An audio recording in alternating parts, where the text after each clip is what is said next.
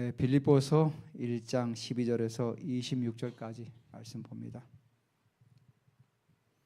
빌립보서 1장 12절에서 26절까지입니다.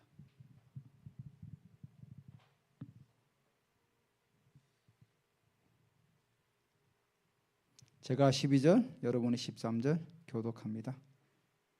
형제들아, 내가 당한 일이 도리어 복음 전파에 진전이 된 줄을 너희가 알기를 원하노라.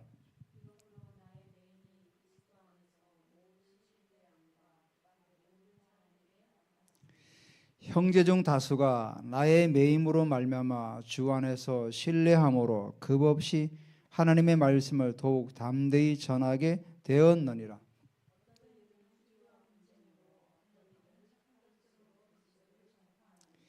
이들은 내가 복음을 변정하기 위하여 세우심을 받은 줄 알고 사랑으로 하나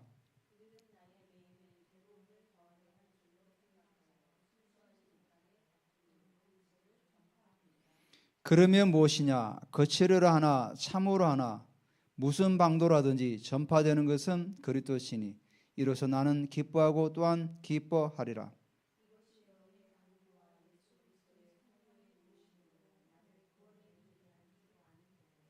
나의 간절한 기대와 소망을 따라 아무 일이든지 부끄러워하지 아니하고 지금도 전과 같이 온전히 담대하여 살든지 죽든지 내 몸에서 그리스도가 존귀하게 되게 하려 하나니. 그러나 만일 육신으로는 사는 이것이 내일의 열매일진데 무엇을 택할지 할지 나는 알지 못하노라.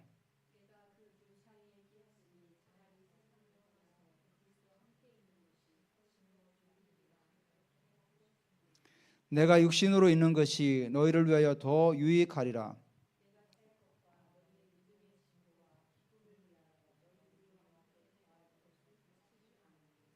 내가 다시 너희와 같이 있으므로 그리스도 예수 안에서 너희 자랑이 나로 말미암아 풍성하게 하려 함이라. 아멘. 우리가 지난주에 너희 안에 시작하신 이가, 착한 일을 시작하신 이가 그리스도 예수의 날에 반드시 이루신다고 우리에게 말씀하셨어요.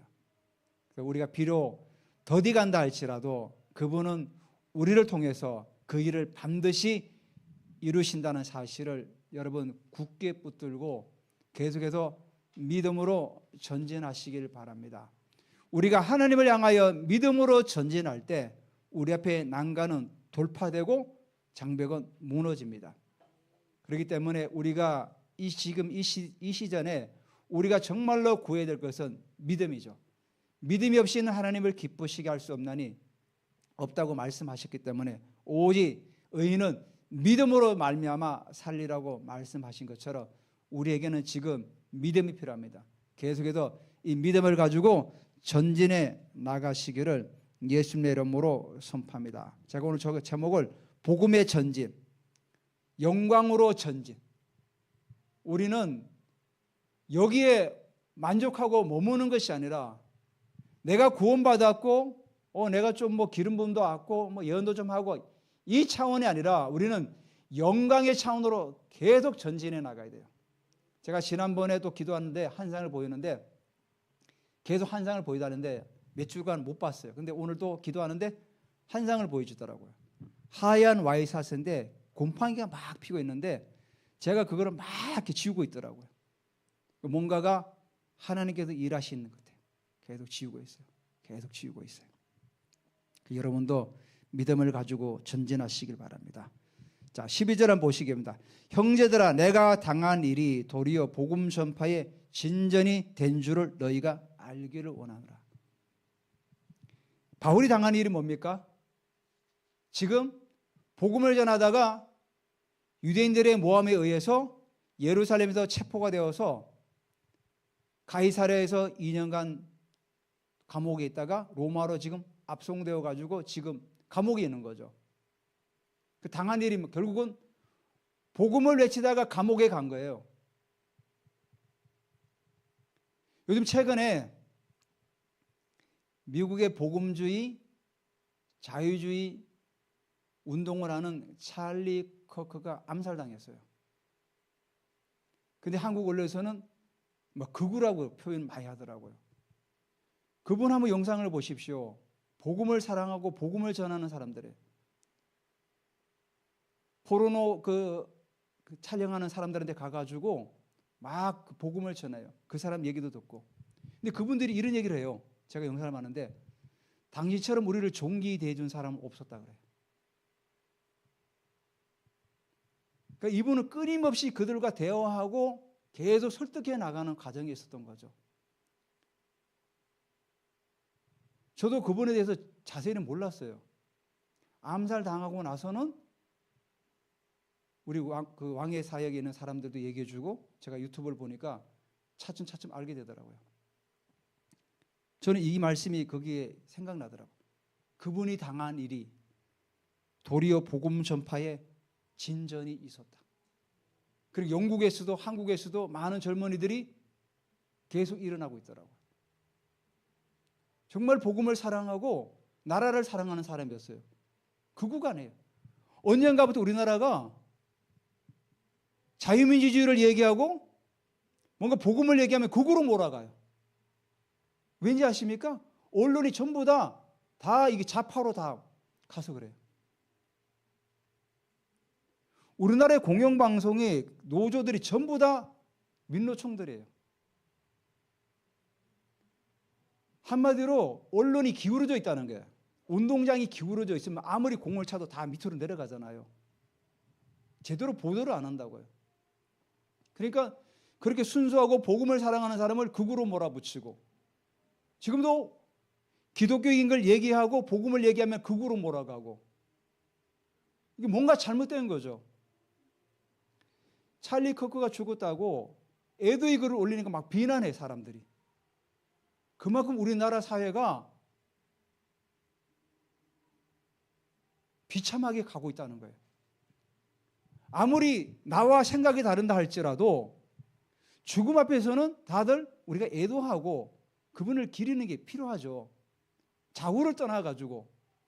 근데 도대체 우리나라는 연예인들 몇 명이 그걸 올리니까 막 비난해가지고 도저히 안 돼가지고 또 내리더라고.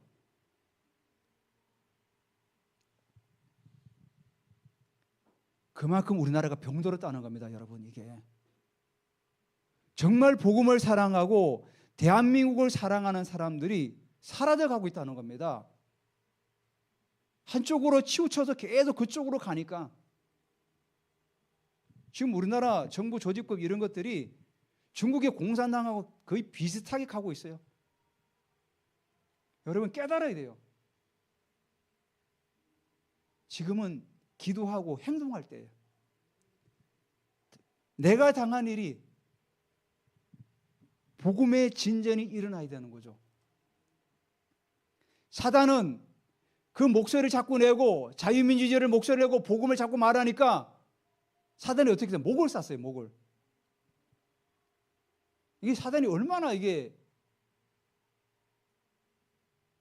하는 짓거리가 섬뜩하지 않습니까?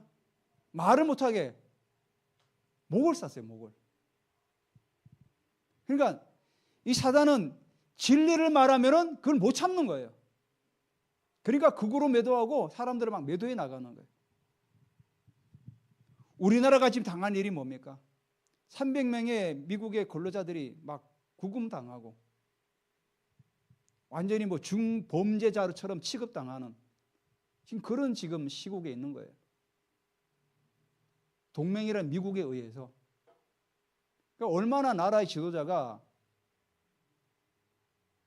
그들이 보기에 하잘 것 없이 보이니까 이렇게 하는 거죠.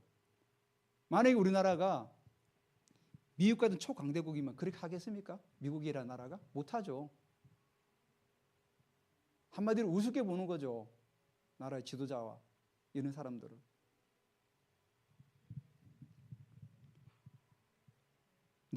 우리나라가 지금 당하고 있는 일을 여러분 이거 기억하고, 물론 바울은 감옥에 갇힌 이 일을 통해서 복음의 진전이라는 게 군대가 적진을 뚫고 막 그 진군에 행군 나가는 거예요.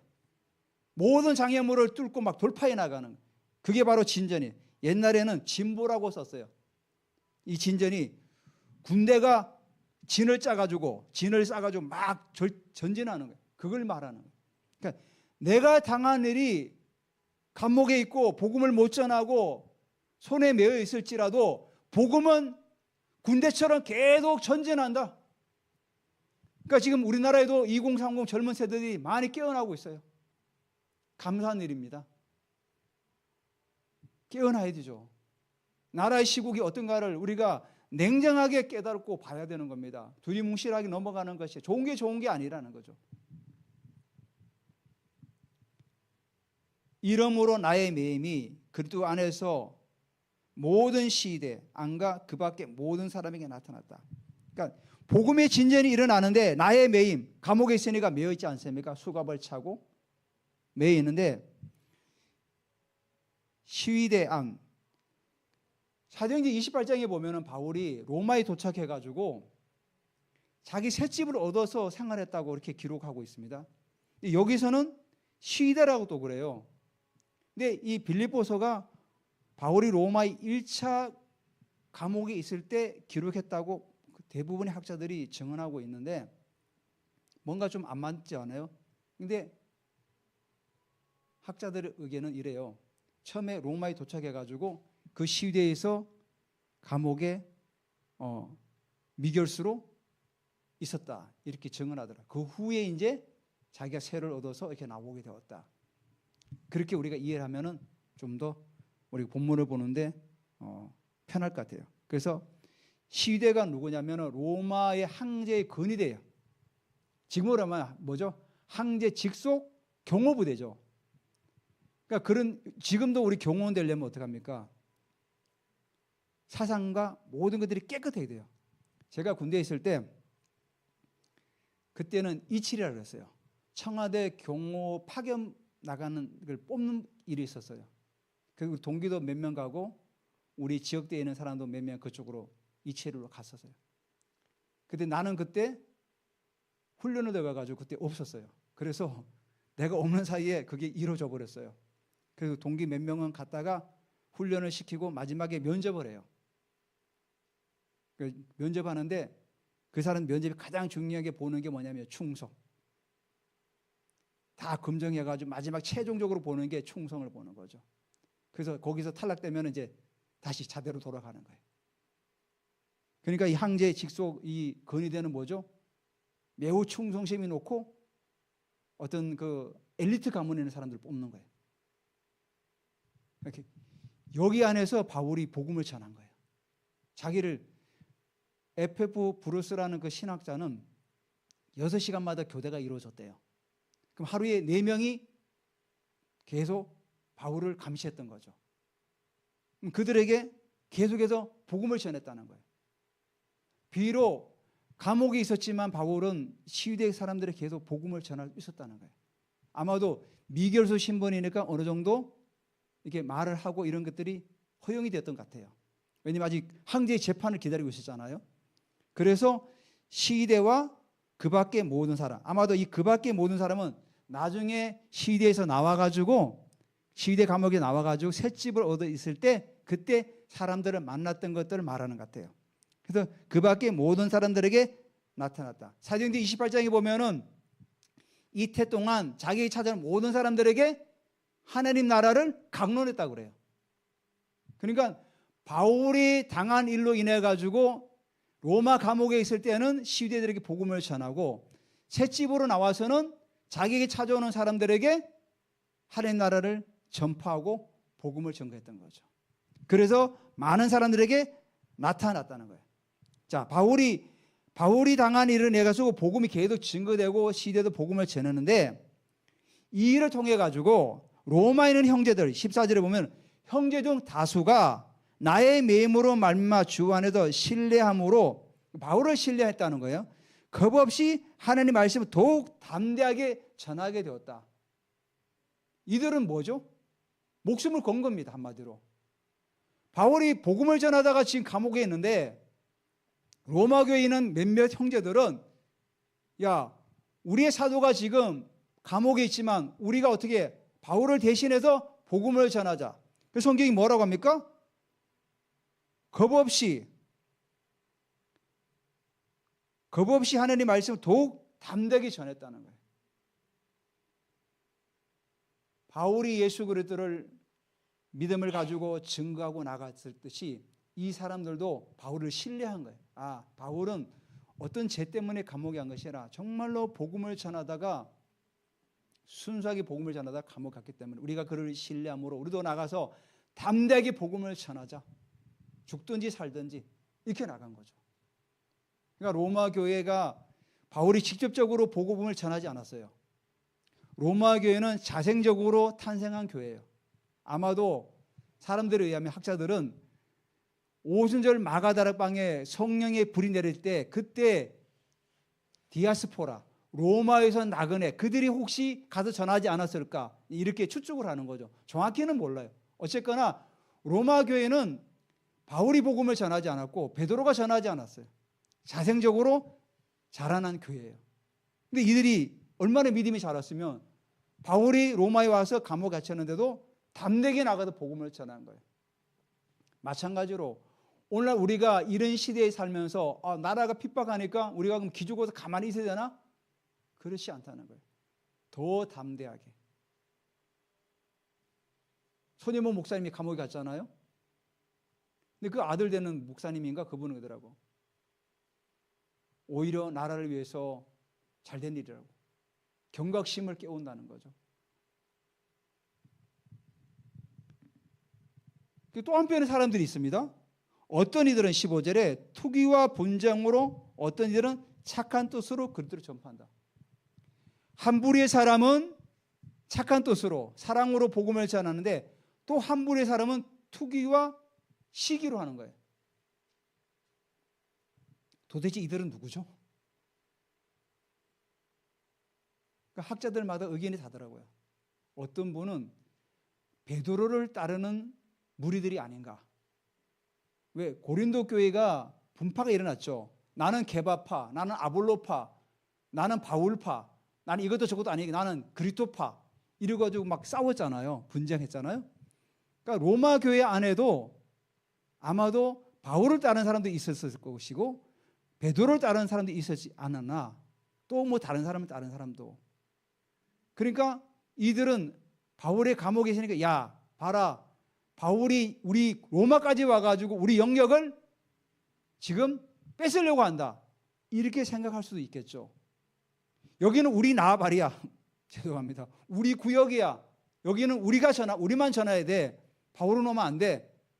이렇게 고집하는 사람도 있지 않겠습니까? 제가 예전에 친구 교회에 한번 그때 개척한다고 그래가지고 가서 같이 전도를 해줬어요. 그러니까 옆에 교회가 와가지고 막 우리한테 뭐라 그러더라고요. 왜 여기서 복음을 전하냐고. 여기는 내 지역이라는 거예요. 그래서 너무 황당해가지고 몇 마디 얘기하다가 말이 안 통해서 떠났어요. 그러니까 지금도 그런 분들이 있어요. 그럼 1세기 때도 그런 분들이 있겠죠, 아마도. 그러니까 여기는 우리 구역인데 왜 바울이 너가 와서 복음을 전하라고 하느냐? 왜 우리에게 영향력을 끼치려고 하느냐? 아마도 그런 사람들이 있었던 것 같아요. 그러니까 이들은 뭡니까? 우리는 투기와 분쟁으로 야, 잘됐다. 바울이 감옥에 갇혀 우리가 더 열심히 전해가 우리 구역을 더 넓히자. 막 이런 식으로 했던 거죠. 근데 바울은 뭐라고 합니까? 여기 16절에 이들은 착한 뜻으로 복음을 전하는 사람들이에요. 이들은 내가 복음을 변호하고 증거하기 위하여 세우심을 받는 줄 알고 사랑으로 복음을 막 전해요. 야, 바울은 그렇지가 않아. 바울은 복음을 위해서 사는 사람이야. 그래서 그들은 정말로 사랑하는 마음을 가지고 열심히 복음을 전해요. 근데 17절에 그들은 바로 투기와 분쟁을 하는 사람들이에요.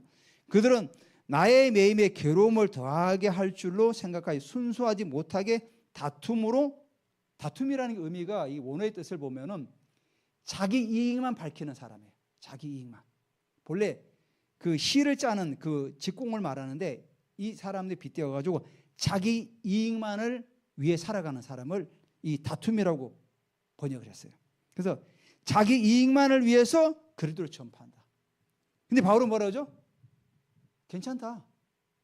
18절에 그러면 무엇이냐? 거칠에 외식적으로 전하나 참으로 하나 무슨 방도라든지 전파되는 건 그리스도니까 나는 기뻐하고 기뻐한다. 오케이라는 거예요. 무슨 뜻으로 복음을 전하 나는 괜찮다. 그리스도만 증거되면 나는 그걸로 만족한다. 물론 우리가 복음을 전할 때 동기가 순수해야 되죠. 동기가 불순하면 안 되지만은 바울은 내가 비록 감옥에 있으니까 복음을 전하지 못하니까 그들이 이렇게 전하나 저렇게 전하나 예수만 증거되면 나는 여기서 만족한다. 더 이상 바랄 게 없다 그러는 거예요. 정말로 대인배 같은 생각이죠. 그래서 19절에 보면은 19절부터 26절까지가 바울의 어떤 보면 인생관이에요.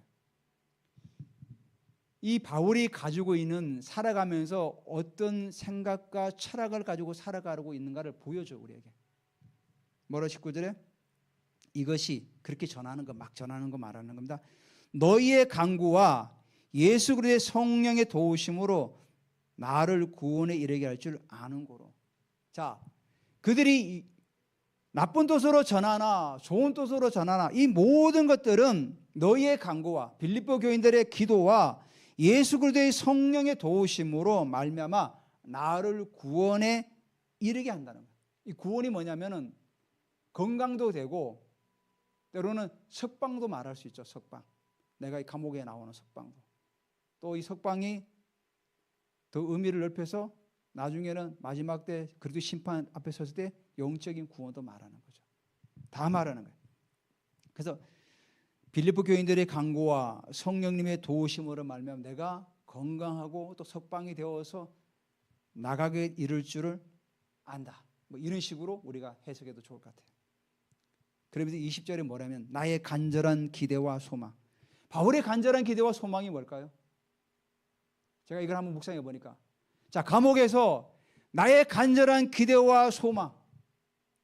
빨리 석방되어서 나가는 것도 있겠지만 바울이 항상 간절한 기대와 소망은 뭐냐면 유대인들이 예수님을 구주로 영접하고 함께 하나님 나라 확장해 나기를 계속 바랐어요.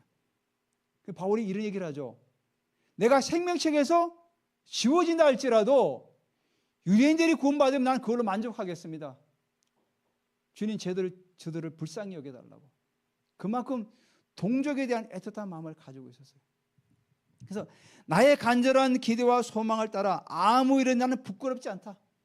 나는 어떤 일을 만나도 나는 부끄럽지 않다. 내가 복음을 전하다 매를 맞고 고난을 당하고 수치심을 당해도 나는 결코 부끄럽지 않다. 세상 사람들이 손가락질하고 야, 쟤 복음 전하다가 저렇게 됐어 해도 나는 부끄러워하지 않아야 한다. 바울이 인생관의 철학이에요. 지금도 전과 같이 나는 온전히 담대하여 살든지 죽든지. 자, 바울은 지금 황제에게 항소를 했기 때문에 재판을 기다리고 있어요. 그건 모릅니다. 내가 죽을지 살지. 아직 형이 확정이 안 됐기 때문에 죽을 수도 있고 살 수도 있고. 그러니까 나는 살든지 죽든지 그런 거 상관치 않고 내 몸에서 그리스도가 존귀하게 되게 하려 하나니. 바울의 인생의 철학이 이거예요.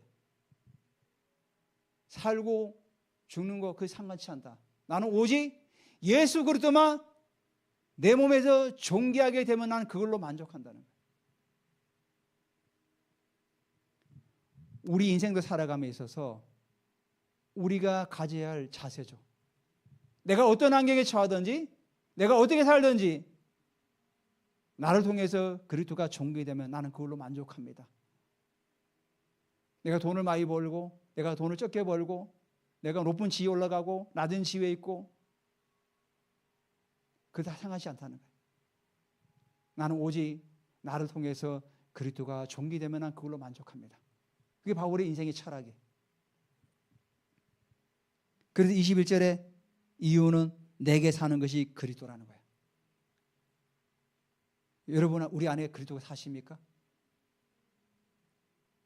우리는 조금만 내게 손해만 끼치면 막 열내죠.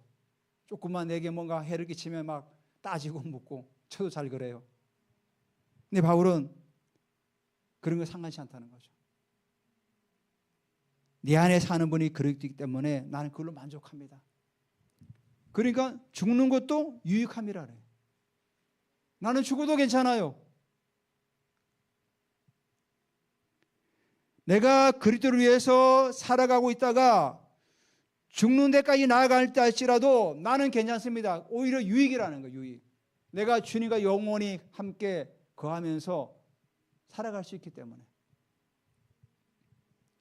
22절에 그죠? 그러나 만일 육신으로 사는 이것이 내일의 열매일진데, 이게 뭐죠? 육신으로 사는 이것이 내일의 열매. 내가 육신을 가지고 이 땅에 열심히 살아가면 복음을 전하고 교회를 세우고 귀신을 쫓아내고 병든 자를 치유하는 그 모든 열매일진데, 나는 지금 살아야 될지 사는 것이 맞는 건지 죽는 것이 맞는 건지, 지금 22절이 그거예요. 무엇을 택해야 할지 나는 알지 못하노라. 어떤 걸 자기한테 와도 저는 상관치 않다는 거예요. 지금 현재 내가 그리스도를 위해서 계속 살아가는 것이나 그리스도 때문에 내가 죽는 것이나, 이게 뭘 택해야 나는 지금 알지 못합니다. 스스로 택할 수가 없어요. 왜? 미결수 신분이기 때문에. 황제가 만약에 판결 내려서 사형 내리면 죽어야 되는 것이고, 석방하면 나가야 되는 것이고, 자기가 택할 수가 없는 거예요. 그러니까 23절에 그죠? 내가 그 둘 사이에 지금 끼어 있다는 거예요. 꼼짝달싹 못하고 지금 끼어 있다는 거예요. 지금 꼼짝달싹 못하고. 근데 바울은 뭐라고 하죠? 차라리 세상을 떠나서 그래도 함께 있는 것이 훨씬 더 좋은 일이라. 오히려 순교의 제물로 주님 앞에 가는 게 자기는 더 좋다는 거죠. 제가 볼 때도 그런 것 같아요. 왜? 수없는 매를 맞고 고난과 배고픔과 강의 위험, 바다 위험, 도적의 위험, 산의 위험, 강의 위험, 유대인들에게 매를 맞고 쫓겨다니고, 그렇게 살면 어떻게 합니까? 차라리 내가 주님 나라 가면 좋겠다. 한데 우리나라가 일제 36년 동안 강점기 때 얼마나 많은 고초를 당했어요. 그때 모든 사람들이 하늘나라 소망을 두고 살아갔어요. 이 땅의 모든 고난이 끝나면은 하늘나라 가면은 거기서 주님과 영원토록 살기 때문에. 그때 그분들이 불렀던 찬양들을 보면 하늘 가는 밝은 길이 뭐 이런 노래 찬양들. 바울도 그런 심정 같아요. 내가 빨리 주님 앞에 가는 게 훨씬 더 좋을 거다. 이 땅에서 고난을 당하고 힘들지만은, 근데 반전해요. 그렇게 하고 싶으나 24절은 뭐죠? 내가 육신으로 있는 것이 너희를 위하여 더 유익하리라. 나는 비록 내가 사형을 언도받아서 주님 나라 가면 나는 게 좋아. 내 주님과 영원히 살기 때문에 나는 죽음이 두렵지 않아. 내가 이 땅에서 물론 고난 당하지만 주님과 영원토록 함께 찬양하며 주님과 함께 거하는 것도 나는 좋아. 그렇지만 여기 뭡니까? 내가 육신으로 있는 것은 너희를 위하여 더 유익하다. 왜? 바울이 빌립보에 가서 복음을 전하고 그들을 세우고 또 제자 양육하고, 바울이 또 비전이 있었죠. 로마서에 보면은 로마 교인들을 내가 너희들을 만나가지고 너희들에게 좀 물질적인 도움을 받아가지고 내가 서바나 스페인까지 가기를 원한다. 그 당시에 그들의 1세기 때 사람들의 사고의 땅끝은 스페인이었죠.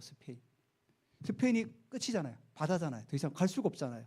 그러니까 그들의 어떤 그 사고 체계에서는 스페인이 땅끝이었던 거예요. 거기까지 가면은 내가 이제 땅끝까지 복음을 다 전할 수 있겠구나. 여러분, 지구가 둥글다는 이 이론이 언제 발견된지 아시죠? 갈릴레오가 발견했어요. 중세 때입니다. 중세 때. 그러니까 1세기 때 사람은 땅끝이, 그들이 땅으로 걸어서 가던 끝끝이 스페인이 그 땅끝으로 다 알았던 거죠. 그러니까 바울이 나중에 이런 고백을 하죠. 내가 복음을 편만히 땅끝까지 다 전했다고 그래요. 더 이상 전할 데가 없다고 그래요. 스페인까지 자기가 가기를 원했고 가지는 못했지만은 복음을 다 전했다는 거예요. 그래서 내가 육신으로 있는 것이 너희를 위하여 더 유익하리라. 복음을 전하기 위해서 그랬던 거죠.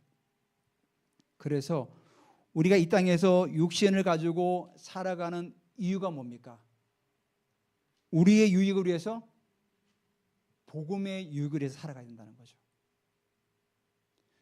우리가 이 땅에서 하루하루가 생명이 연장되는 것은 나의 유익이 아니라 복음의 유익을 위해서, 하늘나라 유익을 위해서 하루하루를 더 믿음 안에서 살아가야 된다는 사실입니다. 그래서 25절, 내가 살 것과 너희 믿음의 진보와 기쁨을 위하여 너희 무리와 함께 거할 이것을 나는 확실한다. 자, 그래서 내가 너희와 함께 거하기로 한다.